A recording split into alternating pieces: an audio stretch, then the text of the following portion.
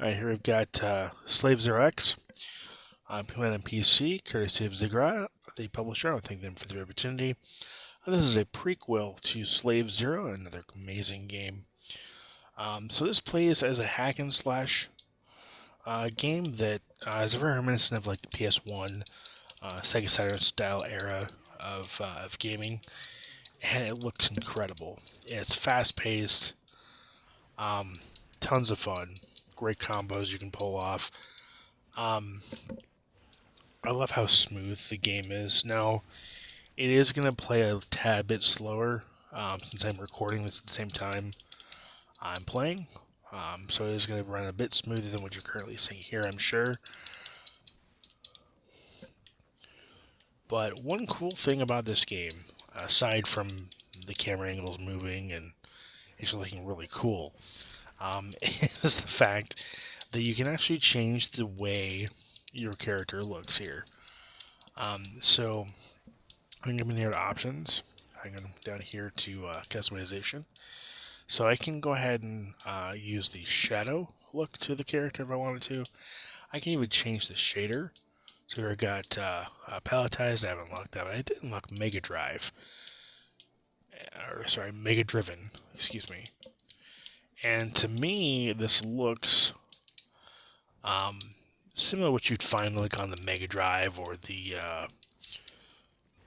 32X, maybe, I guess, in a way. Although obviously it's much better than you find on either of those platforms. But the game is really cool. I love the way the game looks. I love the combos. The music's great. The gameplay is extremely fast and fluid. The only thing that I really have an issue with... Oops, I want to exit. I want to actually go ahead and fix the... shader. Um, the only thing I have an issue with, really, dang it, hang on. There we go. The only thing I have an issue with is the fact that there's no health bars for any of your enemies, which isn't that big of a deal, but it is when it comes to the boss battles. There's obviously zero indication you're actually like close to defeating the boss, which I have a real issue with, because it makes the fight feel longer than I believe it should be. Because you have no idea, how long it's going to take down this boss. So you're left just guessing. Um, and I really don't like that. But really, it's my only gripe. That's the only issue I have with this game. Otherwise, the game is amazing. Combos feel fresh, and just everything about this game is just amazing and done really well, aside from the fact that there's no health bars on your enemies or the bosses, which again, I think that is an oversight that really should be addressed, especially in a game like this, a hack and slash game like this. I mean, I wouldn't think it would take much to put health bars on the enemies, like at the top there, or maybe in the corner, like you'd find like Streets of Rage or games like that. So maybe that's going to be in a patch. I would hope it's going to be patched in. That'd be amazing. That would just be the icing on the cake, so to speak, with this game. Honestly speaking, because otherwise, this game is phenomenal.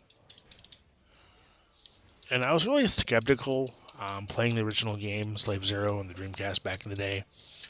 Skeptical of them bringing this, not only for this being a prequel, but for this to being a hack and slash side-scrolling game. I wasn't really sure what to think about it. But all in all, this game's really good. It surprised me quite a bit. So let's go look at the shop here. The shop's kind of interesting. So the shop, you can purchase upgrades like max health, meter speed, burst recharge, F-sync speed, AD stock. I can do munitions, so I can do quick restock if I wanted to for 3,300. I do a health pack. I can do an AD for 100. I also can make customizations. I can go and purchase a customization if I wanted to. So I can go ahead and do VGA if I wanted to. Let's just go ahead and buy it. Let's see what it looks like. Okay. Not much different. Maybe changes the lighting a little bit. Shade, I can see a difference. It's kind of cool. So, yeah, got a shop there. But like I was saying, very fun game. The shop's nice. It does take a while to earn enough credits to get anything worthwhile. And again, I like the palette swaps, for the character and for the shader. It's kind of neat. Again, this game's great.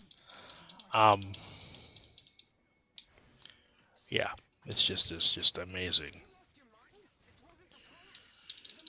For those wondering, I'm using an Xbox One controller, which works really well. The prompts are for a PS4, PS5 controller, which will also work this game. You can also play with keyboard and mouse.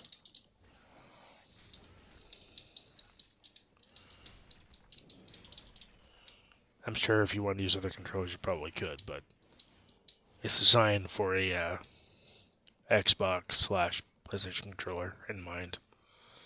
I like the fact you can skip enemies if you don't want to take them out. Like, oh, I don't want to go after these guys.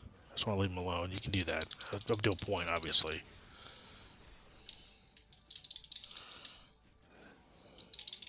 Whoa. There we go. But yeah, the attack execution's very satisfying.